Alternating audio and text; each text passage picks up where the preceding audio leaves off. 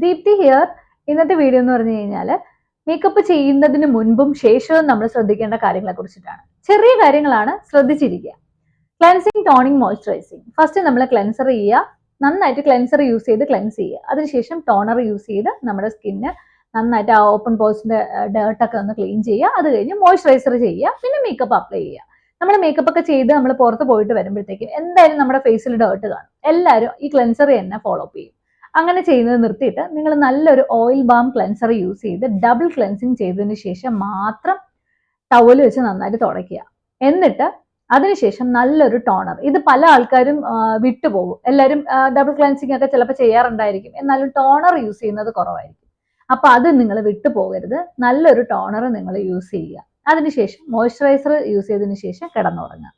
ഇത് നിങ്ങൾ മസ്റ്റ് ആയിട്ടും ട്രൈ ചെയ്ത് നോക്കൂ. നിങ്ങളുടെ സ്കിന്നിൽ നമ്മൾ എത്രയായിരുന്നാലും മേക്കപ്പ് യൂസ് ചെയ്താലും അത് കംപ്ലീറ്റ് ആയിട്ട് പോയില്ല എന്നുണ്ടെങ്കിൽ നമുക്ക് എന്തെങ്കിലും സ്കിൻ ഇഷ്യൂസ് വരും.